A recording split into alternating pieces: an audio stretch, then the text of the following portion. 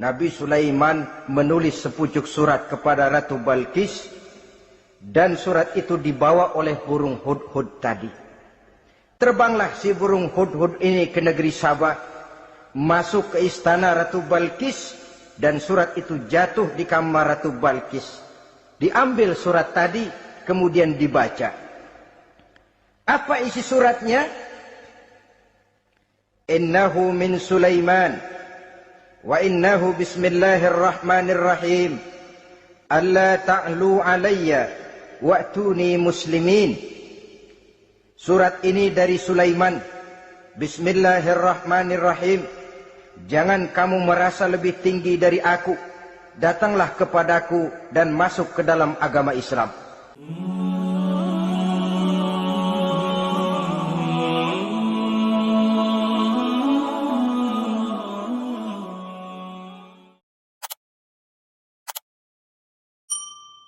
Assalamualaikum warahmatullahi wabarakatuh.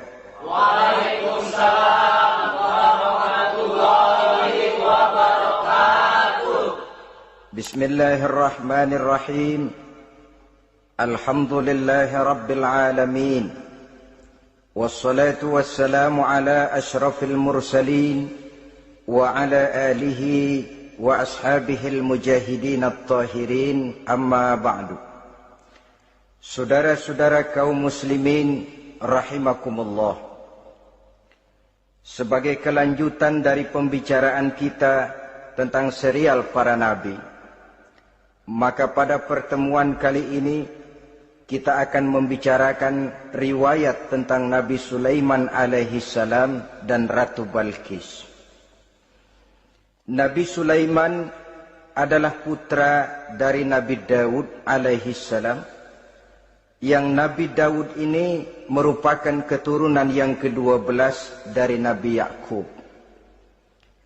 Pada diri Nabi Sulaiman bertemu kebesaran dunia dan kebesaran akhirat. Ya, beliau seorang raja, ya, beliau seorang rasul. Ya, beliau seorang pemimpin agama, ya juga beliau adalah seorang pemimpin negara. Alangkah idealnya memang jikalau ulama menjadi umara, atau jikalau umara adalah seorang ulama.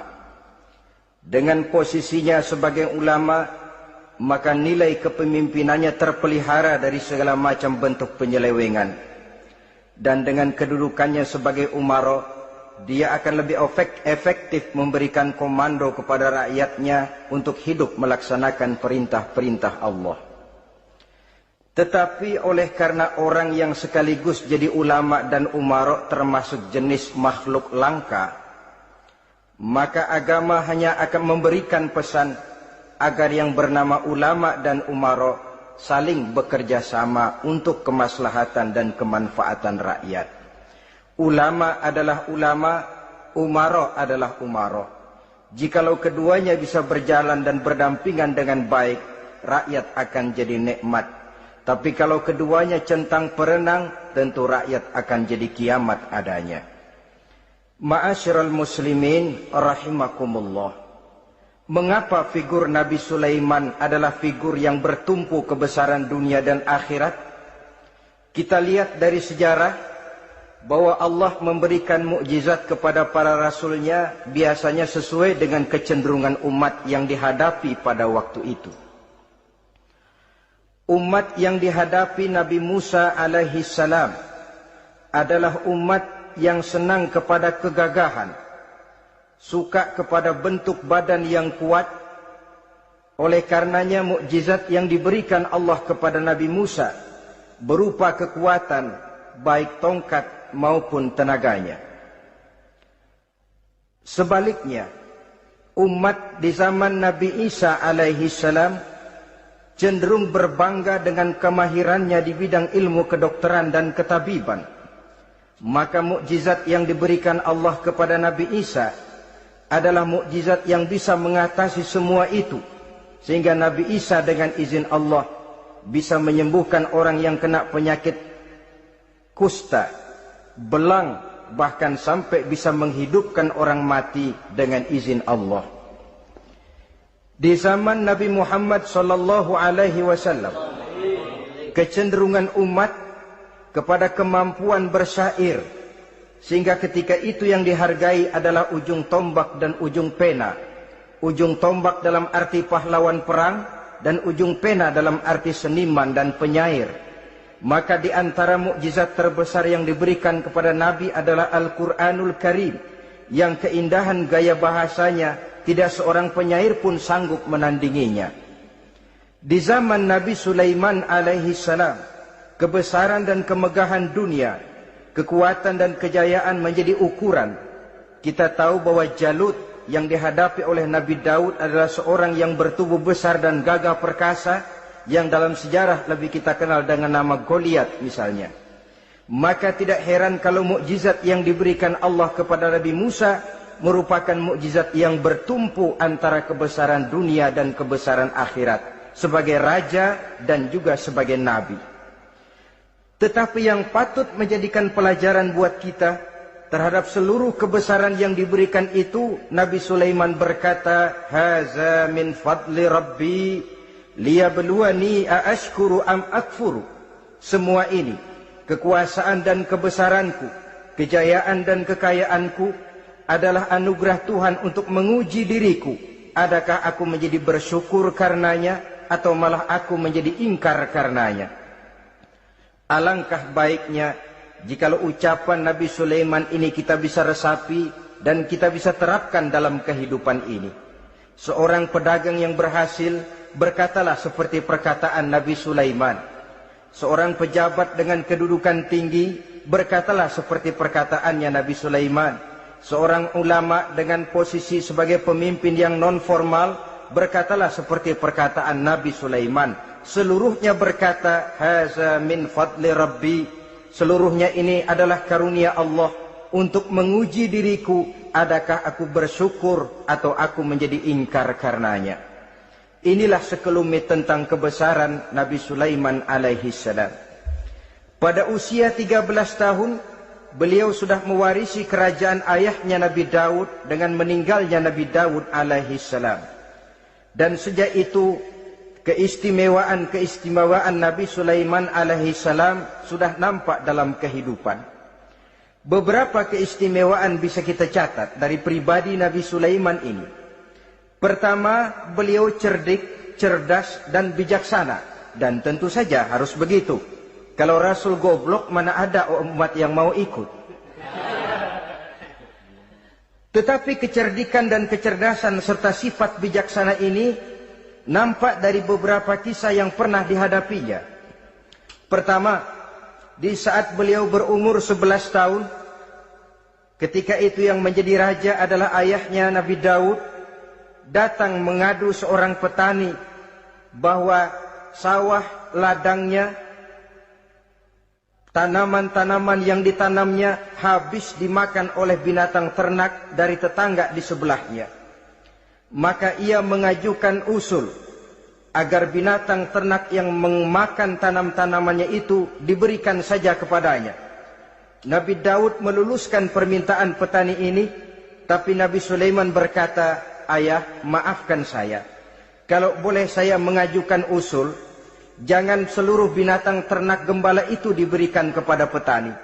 Akan lebih baik kalau binatang ternak yang memakan tanam-tanamannya itu diberikan kepada si petani selama 1 tahun. Apabila ia berkembang biak, beranak, hasil susunya seluruhnya selama 1 tahun itu boleh dimanfaatkan oleh petani tadi. Dengan demikian saya rasakan ini merupakan satu yang lebih adil ketimbang yang tadi itu." Keputusan Nabi Sulaiman ini diterima baik oleh ayahnya, oleh si petani dan oleh si gembala tadi. Pada usia 11 tahun ia sudah menunjukkan kecerdikan, kecerdasan dan sifat yang bijaksana. Contoh yang kedua, ada 2 orang ibu yang pada saat akan bekerja di ladang, masing-masing meletakkan bayinya di satu tempat. Lalu keduanya pun asyik pergi bekerja. Sedang kedua ibu itu bekerja dengan asyiknya, datanglah seekor serigala. menerkam salah seorang anak bayi tadi. Dan kemudian dibawa. Ya. Tinggallah anak bayi seorang. Ketika kedua ibu tadi kembali ke tempat dia meletakkan anaknya, maka keduanya lalu berebut anak yang satu itu. Jadi kasus berebut bayi, rupanya memang sudah ada dari dulunya. Yang satu berkata itu anaknya, yang lain mengakui itu pun juga anaknya. Akhirnya keduanya mengadu kepada Nabi Sulaiman. Masing-masing ngotot, tidak ada yang mau mengalah. Akhirnya kata Nabi Sulaiman, kalau kamu berdua tidak ada yang mau mengalah, sudahlah begini saja. Berikan bayi itu kepada saya, akan saya belah dua supaya adil. Masing-masing kamu bawa sarang sepotong. Ibu yang seorang berbinar matanya, kelihatannya gembira dengan keputusan itu. Saya setuju Nabi Sulaiman, ini keputusan yang sangat adil. Betul, belah dua saja bayi itu. Tapi ibu yang seorang malah berurai air matanya, membasahi pipinya. Ya Sulaiman, daripada Tuhan belah dua anak itu, biarlah berikan saja kepada ibu yang mengaku tadi itu. Tidak sampai hati saya melihat anak yang begini ini harus menjadi korban. Biarlah dia diasuh oleh ibu yang mengakuinya tadi, asal dia tetap hidup. Nabi Sulaiman tersenyum, lalu berkata kepada ibu yang berurai air mata tadi, ambillah anak ini bu, karena ia memang benar anak ibu. Sebab sekejam-kejamnya hati seorang ibu tidak akan sampai melihat anaknya dibelah dua. Adapun engkau ibu yang gembira, engkau sesungguhnya ibu yang kurang ajar. Cuma sekedar ngaku-ngaku, buktinya anak mau dibelah dua, kamu setuju. Ibu macam apa kamu anak dibelah dua setuju? Akhirnya ibu yang satu itu menerima hukuman yang setimpal karena mengakui sesuatu yang bukan haknya. Di sini kita lihat kebijaksanaan yang dimiliki oleh Nabi Sulaiman alaihi salam. Bukti yang ketiga, pada waktu beliau mengadakan jihad fi sabilillah, beliau mengadakan mobilisasi dana. Tidak cuma manusia, binatang seluruhnya ikut memberikan sumbangan. Ketika datang gajah, gajah nyumbang kerbau. Datang kerbau, kerbau nyumbang kambing. Datang kambing, kambing nyumbang ayam. Datang ayam nyumbang burung. Datang burung nyumbang balang. Datang balang nyumbang semut. Gajah yang nyumbang kerbau ngelihat balang nyumbang semut ketawa. Hei semut, balang, Nabi Sulaiman kamu berikan semut untuk apa kayak gitu kecilnya? Lihatin dong saya nyumbang kebo, kata gajah. Nabi Sulaiman tersenyum seraya bersabda, al-hadiyatu biqadril muhdi. Pemberian itu memang sesuai dengan kemampuan orang yang memberi. Kalau gajah nyumbang kerbau, itu wajar saja. Gajah besar, sumbangannya pun besar. Sebaliknya kalau balang nyumbang semut, itu juga memang pantas. Balang kecil, sumbangannya pun kecil. Yang tidak wajar kalau ada balang mau nyumbang kerbau, ada gajah nyumbang semut. Di sini kelihatan watak yang bijaksana dari Nabi Sulaiman alaihi salam. Ini merupakan ciri keistimewaannya. Setiap Rasul dibekali dengan sifat ini yang namanya sifat fatonah. Cerdik, cerdas, dan bijaksana.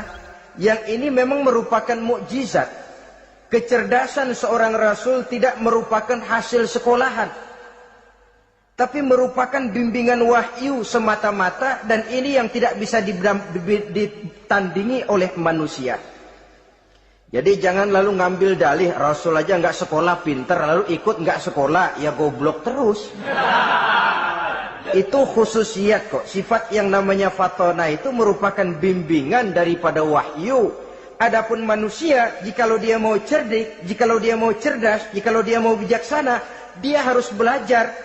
Dia lewat bangku sekolah, dia lewat teman bergaul, dia lewat bertanya kepada orang-orang pandai atau autodidak. Dengan hidup banyak membaca dari kehidupan ini. Dengan demikian nilai kecerdikan, kecerdasan dan kebijaksanaannya akan bisa meningkat adanya. Ini keistimewaan pertama. Keistimewaan yang kedua, Nabi Sulaiman diberikan kekuasaan oleh Allah sehingga bisa menguasai angin, jin, bahkan juga mengerti segala macam bahasa binatang. menguasai angin. Beliau bisa menundukkan angin ribut dan memerintahkannya angin itu. Dalam surah Al-Anbiya ayat 81 kita temukan, wali Sulaiman ar-riha asifatan tajri bi amrihi ilal ardil lati barakna fiha. Dan bagi Sulaiman, ia mampu menundukkan angin ribut yang bertiup menurut perintahnya ke permukaan bumi yang kami berkahi di dalamnya. Menguasai angin, barangkali istilah sekarangnya memahami betul meteorologi. Itu sebabnya mukjizat hanya diberikan kepada Rasul, orang yang jiwanya sudah stabil. Coba kalau potongan kita diberikan keistimewaan bisa ngatur angin, Saban Sari main angin. Gak boleh ada orang kita kesel sama orang, undang angin, hantam saja. Maka mukjizat semacam ini hanya diberikan kepada orang yang jiwanya sudah stabil. Ada satu cerita, namanya juga cerita, tapi kebenarannya mendekati. Seorang wali di tanah Jawa, sholat Jumat di Masjidil Haram di Mekah itu. Namanya wali kalau di Jawa kan pakai belangkon. Dia sembahyang di Masjidil Haram. Ini ada orang Arab usil, tumben ngelihat belangkon. Ini apa di tengah masjid? Dia tepak belangkon itu, miring di atas kepala. Begitu belangkonnya miring, tanah kayaknya ikut miring. Sehingga penduduk heran, ini apa tanah jadi miring begini? Lalu ada seorang wali juga yang alim dan mengerti, lihat-lihat di tengah Masjidil Haram ada belangkon miring di atas kepala. Wah, jangan-jangan ini sebabnya ini. Dia samperin, dia dandanin lagi tuh belangkon rata, tanah kelihatannya kayak rata lagi. Keistimewaan seperti ini pun hanya diberikan kepada orang yang jiwanya memang sudah stabil. Coba kayak kita diberikan keistimewaan kayak begitu, main belangkon melulu. Saudara-saudara kaum muslimin rahimakumullah, juga bisa menguasai jin, memerintahkan jin, dan juga mengerti segala macam bahasa binatang. Kita bisa lihat dalam surah As-Saba ayat 12 misalnya. Demikian juga tentang mengerti bahasa binatang. Pada satu hari Nabi Sulaiman dan bala tentaranya lewat di satu lembah. Lembah itu kebetulan lembah semut. Ketika mereka lewat di lembah itu, Raja Semut lihat dari kejauhan, dia pidato kepada rakyatnya para semut itu. Apa katanya? Ya ayyuhan namlu dukhulu masakinakum la yahtimannakum Sulaiman wa junuduh wa hum la yash'urun. Jadi ini Raja Semut melihat Nabi Sulaiman datang bersama seluruh bala tentaranya, dia pidato kepada rakyatnya. Saudara-saudaraku rakyat semut, di mana saja suara saya bisa didengar. Perhatian, perhatian. Ini Nabi Sulaiman mau liwat dengan seluruh bala tentaranya. Kamu semua supaya masuk ke dalam lubang kamu masing-masing. Sebab kalau kamu nggak masuk ke lubangmu masing-masing, akan diinjak oleh Sulaiman dan bala tentaranya, sedangkan mereka tidak tahu kalau kamu kena injak. Masuklah semut itu seluruhnya ke dalam lubangnya masing-masing. Nabi Sulaiman senyum. Fatabassama dhahikan min qawliha. Mendengar ucapan Raja Semut ini, Nabi Sulaiman tersenyum. Lalu berkata, apa katanya? Rabbi auzi'ni an ashkura ni'mataka allati an'amta alayya wa ala walidayya wa an a'mala salihan tardahu wa adkhilni birahmatika fi ibadika salihin. Satu pengakuan yang tulus yang jauh dari watak kesombongan. Mendengar Raja Semut berkata semacam itu, beliau senyum lalu berkata, wahai Allah, tetapkan kiranya hati saya ini untuk selalu bersyukur terhadap nikmat yang engkau karuniakan kepada saya. Karena nikmatku, nikmat yang engkau berikan kepadaku, saya mengerti bahasa binatang. Karena mengerti bahasa binatang, saya mengerti seruan Raja Semut itu. Tetapkan saya untuk selalu bersyukur ya Allah atas nikmat yang engkau berikan ini, atas nikmat yang engkau berikan kepada kedua orang tua saya. Dan tetapkan saya untuk selalu melakukan amal soleh yang engkau ridhoi, dan masukkan saya ke dalam golongan hamba-hambamu yang soleh. Satu pengakuan yang tulus yang jauh dari sifat kesombongan. Mungkin kalau sombong yang lahir, begitu dengar Nabi Sulaiman bawa semut ngomong begitu, beliau akan berkata, iya, masuk gede buruan. Tapi kan tidak. Malah beliau perintahkan bala tentaranya, pasukan, berhenti. Ada apa Nabi Sulaiman? Di depan kita ada kerajaan semut. Mereka lagi kocar-kacir masuk ke sarangnya masing-masing. Tunggu sampai mereka masuk dan kita bisa lewat dengan aman tanpa harus menginjak-injak mereka. Bala tentaranya di stop dan berhenti. Ternyata kebesarannya tidak menyebabkan ia lalu memandang remeh sampai kepada makhluk yang bernama semut sekalipun. Masih tetap dihargainya sebagai makhluk dari Allah Subhanahu wa ta'ala. Sesuatu yang perlu menjadi contoh kita semua. Sebab orang bilang kadang kacang sering lupa akan kulitnya. Kadang posisi kita yang tinggi menyebabkan kita lupa dari mana kita berasal. Kadang harta yang kita miliki menyebabkan kita lengah dari mana kita datang.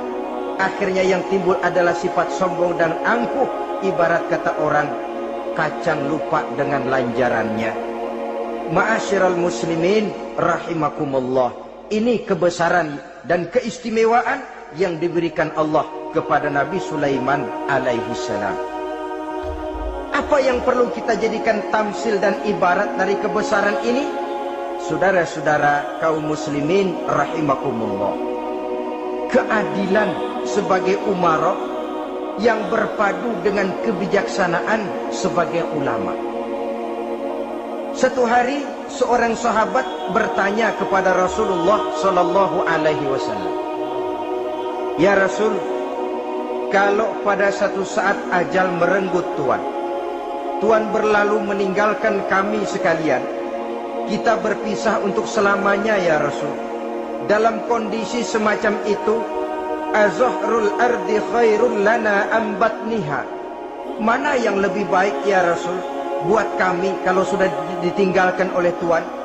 Permukaan bumi atau perut bumi yang lebih baik?" Ini pertanyaan dengan bahasa kinayah. Permukaan bumi maksudnya hidup. Perut bumi maksudnya mati. Orang kalau sudah masuk ke perut bumi kan habis. "Ya Rasul, kalau engkau sudah tidak ada meninggalkan kami semua, mana yang lebih baik buat kami, hidup atau mati?" Bukan main pertanyaan ini. Di satu sisi menggambarkan cintanya sahabat kepada Nabi, sehingga kalau tidak bisa mati bersamaan, biarlah mati beriring saja.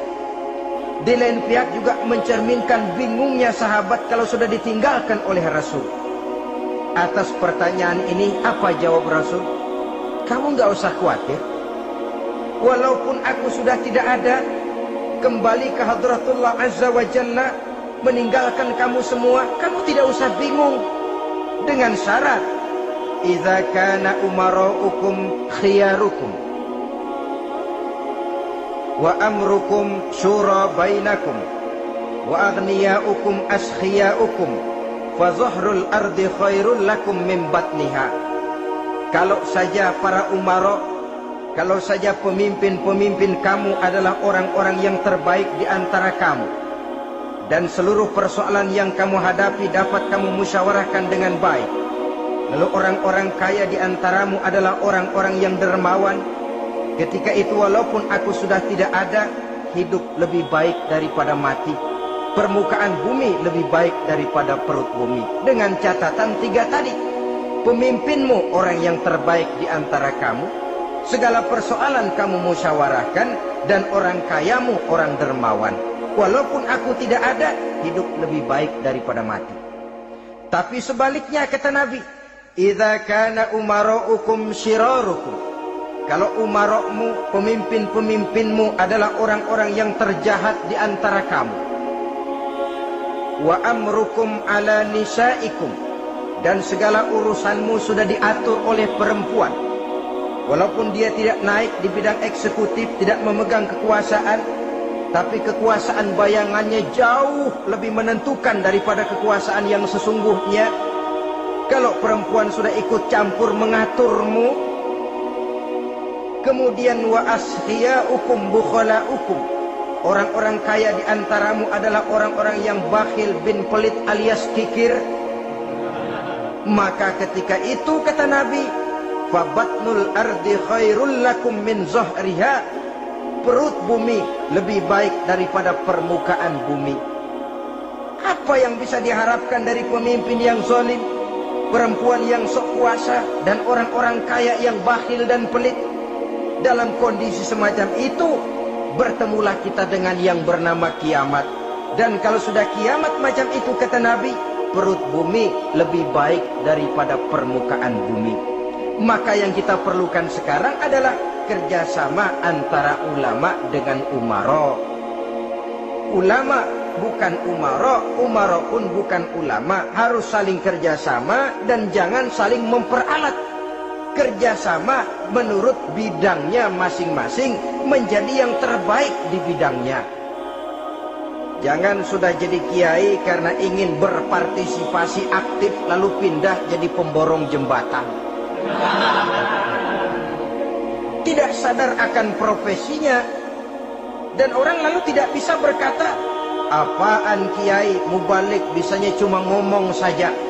Sekarang kan zaman pembangunan perlu karya nyata. Mana ada ustadz kiai mubalik bikin irigasi, cuma pidato saja. Apa kemiskinan bisa diatasi dengan pidato? Ini juga orang tidak ngerti urusan. Wong Nabi saja ngajarin kok, iza wusidal amru ila ghairi ahlihi fantaziri sa'ah, yang kemudian diterjemahkan dalam manajemen modern, the right man on the right job. Bahwa persoalan harus diserahkan kepada orang yang memang ahlinya. Lah kalau kiai ngurus irigasi, apa nanti lurah mau ngajar fikih? Camatnya ngajar tafsir. Kacau jadinya. Makin ruwet jalur birokrasi, makin banyak orang meninggalkan profesi dan malah melaksanakan sesuatu yang bukan profesinya. Untuk memberesi keruwetan birokrasi, termasuk diantaranya menanamkan kesadaran profesi yang menimbulkan kebanggaan, dan kebanggaan yang membuahkan tanggung jawab terhadap profesi itu. Sebab orang kalau sudah bekerja menurut profesinya, walaupun tidak kaya tapi hidupnya tenang. Kenapa? Karena panggilan jiwanya. Seorang kiai yang diajak ngobek, walaupun objeknya gol puluhan juta, kaya, belum tentu tenang, karena saya yakin bukan ke sana panggilan jiwanya. Ma'asyiral muslimin rahimakumullah. Itulah sebabnya kerjasama, ulama membangun lingkungannya, ulama membangun manusianya, umara membangun lingkungannya, sehingga terciptalah wujud daripada pembangunan manusia seutuhnya, ya zahirnya, ya batinnya. Seluruh kita berpartisipasi, hanya bidangnya saja yang berbeda-beda. Jangan yang satu merasa lebih berjasa dari yang lain. Jangan yang satu merasa lebih penting dari yang lain. Seluruh kita penting, seluruh kita berjasa, cuma bidang kita saja yang berbeda-beda. Inilah bahasa Quran, kullun ya'mal ala syakilatih. Setiap orang bekerja menurut profesinya masing-masing. Ma'asyiral muslimin rahimakumullah. Kita kembali kepada riwayat Nabi Sulaiman alaihi salam. Satu hari ketika beliau sedang menginspeksi pasukan, berkumpullah pasukan beliau itu, ya tentara yang manusianya, ya pasukan jinnya, ya seluruh binatang-binatangnya berbaris. Beliau selaku inspektur upacara mengadakan inspeksi pasukan. Dari sekian pasukan-pasukan yang diperiksanya pada waktu itu, Nabi Sulaiman melihat tidak terdapat burung hudhud. Beliau bertanya-tanya, "Ma liya aral hudhuda am kana minal ghaibin?" Kemana burung hudhud? Wong orang lain pada kumpul, dia sendiri tidak ada. Awas kalau dia datang. Kalau dia tidak bisa memberikan alasan yang tepat kemana dia, akan saya berikan sanksi dan hukuman. Ini namanya pemimpin yang bertanggung jawab toh. seorang pun dari yang dipimpinnya tidak ada, menjadi pertanyaan. Tidak lama kemudian datang burung hudhud. Begitu datang lalu memberikan laporan kepada Nabi Sulaiman. Kalau istilah sekarang, begitu dia sampai berdiri hormat, lapor.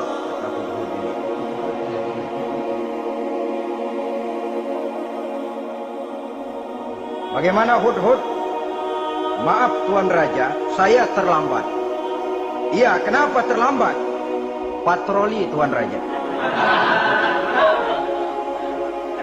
Kemana saja kamu patroli? Keliling. Lalu apa hasilnya? Inni wajadtu imra'atan tamlikuhum wa utiyat min kulli syai'in wa laha 'arsyun 'azim. Saya baru patroli ke satu negara yang bernama Sabah, Tuan Raja. Sabah, saudara tahu Sabah? Di mana itu? Dekat ibu kota Yaman sekarang. Di sana Tuan Raja, kata hudhud ini, wajadtu imra'atan tamlikuhum. Yang jadi raja perempuan. Kalau Tuan raja besar, Tuan orang laki. Ayah Tuan raja besar Nabi Daud laki. Ini mah model Tuan Raja. Orangnya rajanya raja besar tapi perempuan. Tumben saya ngelihat ada raja perempuan. Kerajaannya begitu besar. Begitu. Iya. Lalu dia jadi raja bagaimana? Dia mewarisi kerajaan ayahnya Sri Baginda Raja Sarahil. Ketika ayahnya wafat, dia naik. Walaha arsun azim. Singgasananya besar, bagus, antik Tuan Raja. Terus bagaimana lagi? Wajadtuha wa qaumaha yasjuduna lisyamsi min dunillah. Yang jadi pikiran saya Tuan Raja, dengan kekuasaan yang besar, mereka itu seluruhnya, seluruh bala tentaranya dan kaumnya, yasjuduna lisyamsi. Mereka menyembah matahari, bukan menyembah Allah. Mendengar ini Nabi Sulaiman tergerak hatinya. Waktu mendengar rajanya perempuan, kekuasaannya besar, belum tergerak. Tapi ketika sampai kepada yasjuduna lisyamsi, mereka sujud kepada matahari, di situ pribadi seorang rasulnya tergerak. Siapa nama ratu itu? Namanya Ratu Balkis Tuan Raja. Begini hudhud, laporan kamu saya terima. Alasan kamu datang terlambat bisa dipertanggungjawabkan. Kamu tidak kena hukuman. Cuma begini saja hudhud, karena kamu yang laporan, kamu yang tahu lokasi negaranya, kamu yang harus melaksanakan tugas ini. Apa Tuan Raja? Idhab bi kitabi hadza fa'alqih ilaihim. Kamu berangkat lagi ke negeri Sabah, bawa surat saya, berikan kepada mereka. Umma tawalla anhum. Kemudian kamu berpaling dari mereka, tapi jangan pulang. Fanzur madza yarji'un. Lihat apa reaksi mereka setelah menerima surat ini. Baik Tuan Raja, baik. Nabi Sulaiman menulis sepucuk surat kepada Ratu Balkis, dan surat itu dibawa oleh burung hudhud tadi. Terbanglah si burung hudhud ini ke negeri Sabah, masuk ke istana Ratu Balkis, dan surat itu jatuh di kamar Ratu Balkis. Diambil surat tadi, kemudian dibaca. Apa isi suratnya? Innahu min Sulaiman wa innahu bismillahirrahmanirrahim. Alla ta'lu alayya wa'tuni muslimin. Surat ini dari Sulaiman. Bismillahirrahmanirrahim. Jangan kamu merasa lebih tinggi dari aku. Datanglah kepadaku dan masuk ke dalam agama Islam. Suratnya singkat, padat, ultimatum. Jadi enggak pakai bahasa kembang, enggak pakai bahasa basi, langsung kepada isi. Surat ini dari Sulaiman. Bismillahirrahmanirrahim. Jangan kamu merasa lebih tinggi dari aku. datanglah kepadaku dan masuklah ke dalam agama Islam. Ini yang disebut dakwah langsung tanpa pakai kembang. Saudara-saudara, menerima surat semacam ini, Ratu Balkis lalu ngumpulin para pembantu kerajaan, aparat pemerintah lah zaman sekarang, termasuk menteri-menteri, dipanggil sidang darurat di istana Ratu Balkis, membahas datangnya surat dari Nabi Sulaiman alaihissalam. Tuan-tuan para menteri, bagaimana Sri Ratu? Saya dapat surat. Dari mana? Dari Sulaiman. Katanya apa? Jangan kamu merasa lebih hebat dan lebih tinggi dariku. Datanglah kemari dan masuklah ke dalam agama Islam. Menurut pendapat tuan-tuan menteri, bagaimana surat ini? Apa kita penuhin permintaannya? Kita datang rame-rame masuk Islam? Oh, kata menteri, jangan dulu tuanku, gengsi dong. Kita ini kan kerajaan besar, tentara kita gagah, masa mau menyerah tanpa syarat? Ini kan kerajaan besar, tentara kita gagah, masa mau menyerah tanpa syarat? Soal nanti kita kalah atau menang itu soal lain, Tuan Ratu. Tapi bahwa kita punya harga diri itu harus kita tunjukkan lebih dulu. Jadi menurut Tuan Menteri bagaimana? Kami sih nunggu komando Tuan Putri saja. Artinya kalau boleh perang saja. Cuma mau duluin, takut dikira nyelongcong. Kami sih gimana komando Tuan Ratu saja. Tuan komandokan berangkat, kami segera berangkat. Terserah Tuan Putri, kami seluruhnya loyal, taat dan setia menunggu titah dari Sri Paduka Ratu.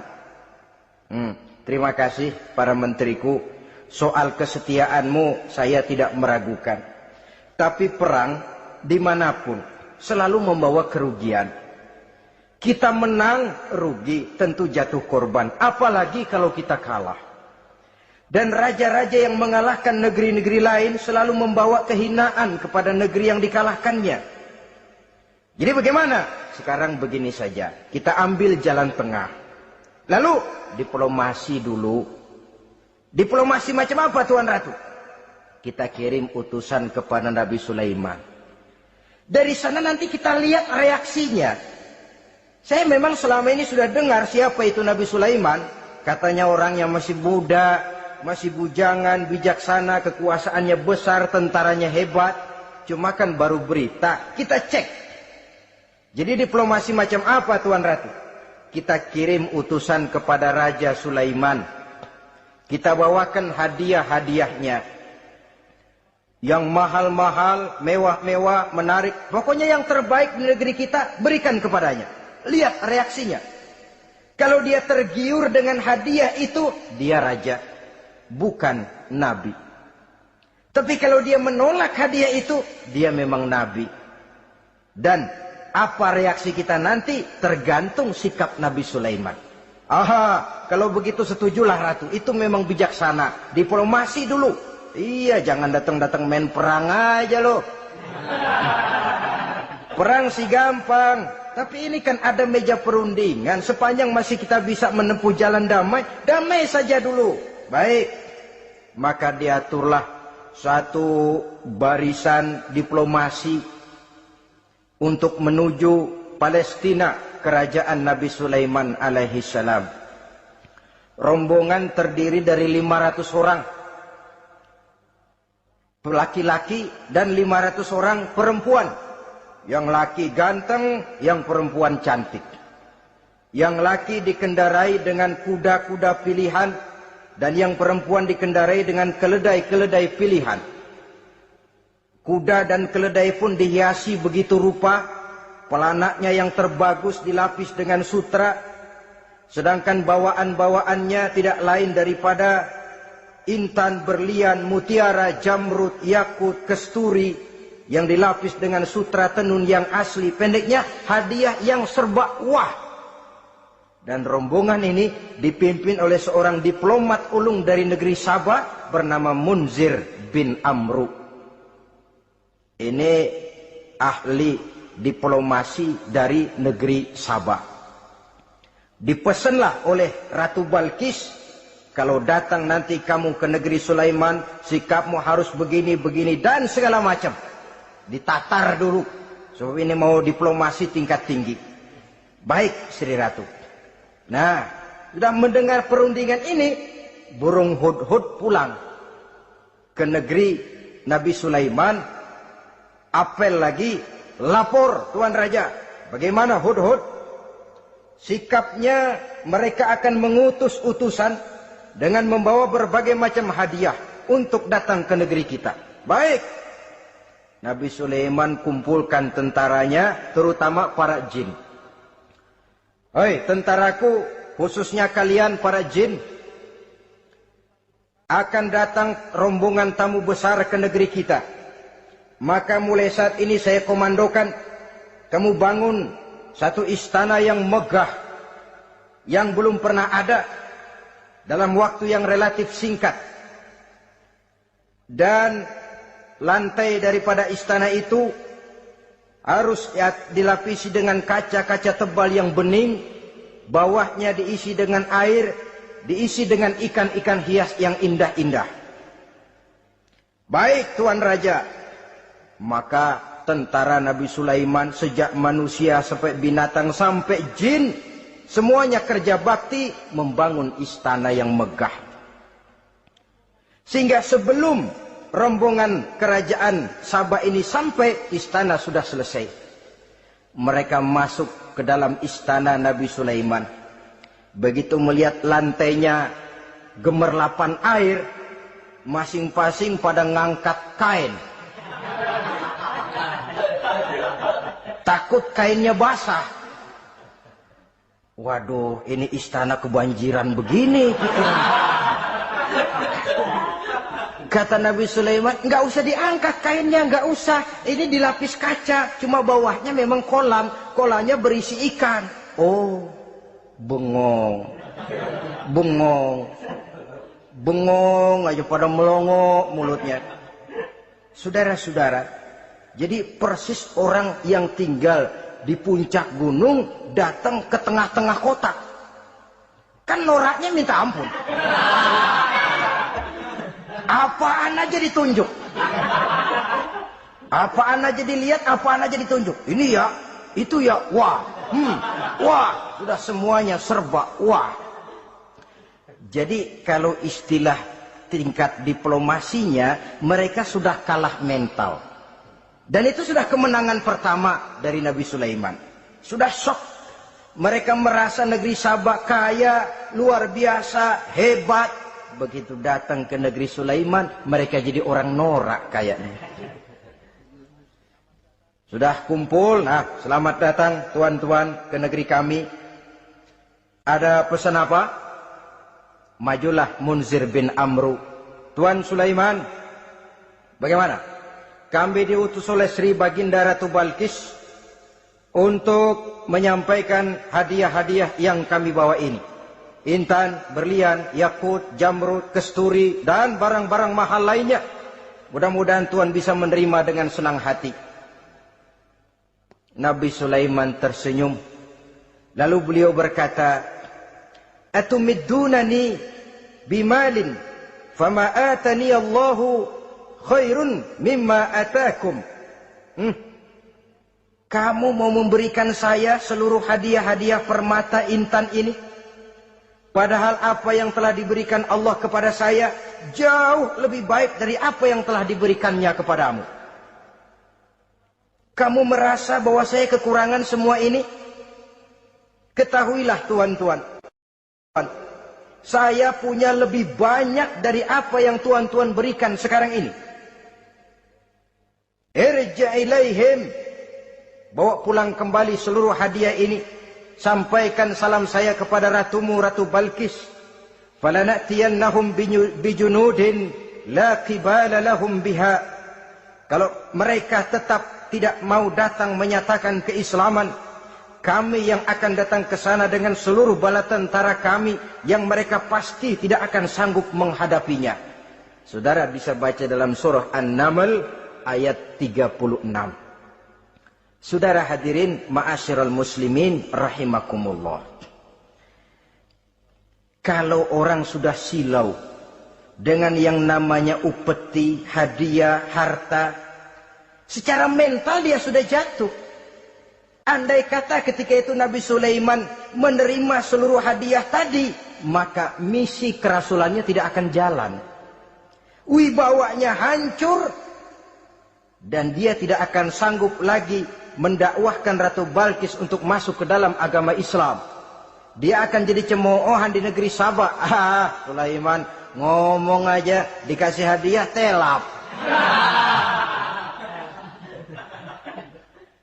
Nah, ternyata ada yang lebih mahal dari harta, ada yang lebih mahal dari intan dan mutiara, ada yang lebih mahal dari pangkat dan kedudukan. Apa dia? Harga diri. Dan itu yang langka sekarang ini. Lebih baik jalan kaki tapi kita bebas mendongakkan kepala kemanapun kita mau, daripada naik mobil empuk tapi mata nunduk saja nggak berani lihat ke atas. Kehilangan harga diri. Ulama yang kehilangan harga diri akan menyelewengkan ayat. Pejabat yang kehilangan harga diri akan melakukan segala macam penyelewengan. Dan lain sebagainya. Harga diri sesuatu yang mahal. Terutama di kota-kota besar, kota-kota yang menyandang gelar metropolitan, biasanya harga diri ini sudah tidak dihiraukan orang lagi. Cuma untuk uang yang relatif kecil, cuma untuk kedudukan yang temporer, orang tidak segan-segan mengorbankan sesuatu yang paling mahal yang bernama harga diri. Akhirnya suap merajalela, sogok menjadi-jadi, semir pun menjamur. Bahkan malah kadang-kadang jadi target. Sehingga ada pernah berita jabatan wakil gubernur katanya dikomersilkan. Siapa yang bisa memberikan sekian puluh pulang modal dulu. Lebihnya kalau ada, baru bekerja buat rakyat. Itu pun kalau nggak keburu pensiun. Kadang-kadang malah lebih celaka lagi. Kalau sudah mau pensiun, baru bikin pemutihan. Wah, saya baru rajin iktikaf di masjid, pergi haji. Kenapa? Udah pensiun. Tapi waktu masih aktif, tanda tangan masih laku, nota masih dihargai, kata belece masih berwibawa, lupa berbuat untuk hari depan dirinya sendiri, yaitu akhiratnya, konon lagi untuk umat dan agamanya. Jadi untuk mengabdi, berbuat baik kepada umat, berkhidmat kepada agama, iktikaf di masjid, tuan-tuan, tak usahlah nunggu sampai pensiun. Manfaatkan posisi yang tuan-tuan punya sekarang ini untuk beribadah dengan sebaik-baiknya. Itu pun masih bersyukur, masih bisa mengadakan pemutihan daripada tidak sama sekali. Cuma alangkah akan lebih efektifnya lagi kalau itu diawali pada saat kita masih mempunyai posisi kunci. Ini reaksi Sulaiman, saudara-saudara. Diberikan hadiah yang mahal, atau midunani bimalin. Kamu mau nyogok saya dengan hadiah ini? Yang diberikan Allah lebih hebat dari yang kau bawa sekarang ini. Apa yang saya cari? Oleh Allah saya telah diberikan sesuatu yang lebih besar dari yang kau bawa. Sudah, bawa pulang saja. Sampaikan salam kepada ratumu. Kalau dia tetap ngotot tidak mau kemari, saya yang akan datang ke sana dengan seluruh bala tentara yang saya yakin sampean akan kewalahan ngadepinnya. Pulang, sampaikan salam saya, bawa seluruh hartamu. Diplomasi tahap pertama menang total. Utusan Raja Sabah sudah kalah mental, kalah juga fisik. Pulanglah mereka dengan membawa kembali seluruh hadiah yang mereka ingin sampaikan tadi. Bisa dibayangkan mentalnya itu. Ya. Sama juga kita sudah punya niat ingin memberikan, menyogok seseorang. Tahu-tahu yang mau disogok nggak nerima. Pulang kayaknya muka kan belipet. Sulit ketemu orang. Jadi perasaan kita orang pada ngetawain aja. Padahal orang mah nggak tahu persoalannya. Tapi sikap mental sendiri itu. Jadi memang saudara-saudara ini berkaitan Walaupun yang mau nyogok banyak, kalau yang disogok nggak mau, nggak jadi. Walaupun ada yang minta disogok, kalau yang mau nyogok nggak ada, juga nggak nyetel. Lah ini nyetel, yang mau nyogok banyak, yang disogok pun ada. Jadilah perbuatan itu. Ma'asyiral muslimin rahimakumullah. Sampai mereka di kerajaan Sabah, mereka ceritakan itu, Ratu Balkis bengong. Ternyata yang saya dengar selama ini memang benar rupanya.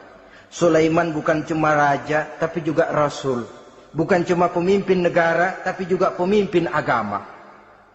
Lalu bagaimana, Saudara Ratu? Biarlah saya pikir-pikir dulu. Pikir. Bagaimana ya? Sudahlah, begini saja. Kita sekarang berangkat ke negeri Nabi Sulaiman. Saya yang akan langsung memimpin rombongan. Ada dua tujuan Ratu Balkis sebenarnya. Tujuan pertama ingin melihat dengan mata kepala sendiri kebesaran Sulaiman yang selama ini dia cuma dengar beritanya saja. Yang kedua, ada udang di balik batu. Kalau setelah Nabi Sulaiman nanti melihat kecantikan Ratu Balkis ini, dia bisa fly. Nah, istilah anak sekarang, dia bisa fly. Nah, siapa tahu kan karena kecantikannya Nabi Sulaiman lalu jatuh hati dan Dewi Amor pun bicara. Nanti bila mata bertemu mata, bibir ikut senyum, hati berdetak. Maka terjadilah magnet-magnet saling bersentuhan, percintaan tingkat tinggi. Kan lumayan dapat suami, dapat pacar seorang raja besar. Jadi dengan harapan ini berangkatlah Ratu Balkis ke negeri Nabi Sulaiman. Hud lapor lagi. Lapor. Bagaimana Hud? Ini Ratu Balkis yang mimpin sekarang. Baik, kita siap-siap. Begini saja, kata Nabi Sulaiman. Siapa yang bisa bawa singgasana Ratu Balkis ke sini? Jin Ifrit tampil. Saya. Berapa lama kamu perlukan untuk membawa singgasana Ratu Balkis kemari? Sebelum Tuan bangun dari tempat duduk, itu singgasana sudah bisa sampai kemari, Tuan Raja. Bagus. Ada yang bisa lebih cepat? Saya, kata seorang ulama. Berapa lama? Sebelum Tuan kedip. Asal Tuan kedip, Tuan melek lagi, singgasana sudah sampai di sini. Baik, kerjakan. Dalam waktu sekejap itu singgasana Ratu Balkis sudah sampai di istana Nabi Sulaiman. Pasang di sini, biar dia dudukin nanti. Robah sedikit biar dia nggak kenali. Dirombak sedemikian rupa. Masuk Ratu Balkis ke istana Nabi Sulaiman. Terjadilah kemudian di perundingan semacam tingkat tinggi antara raja dengan raja.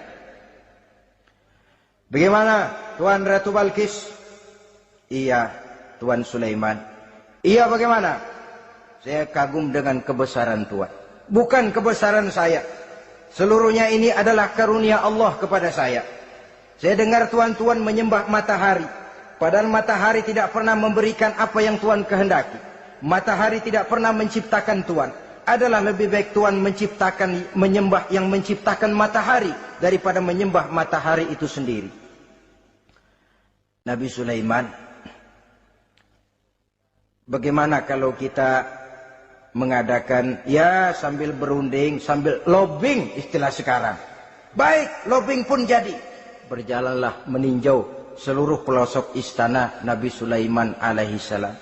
Seperti halnya bala tentaranya, Ratu Balkis juga sampai di lantai kaca, angkat kain.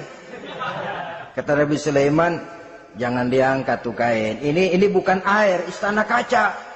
Bukan main kebesaran kamu.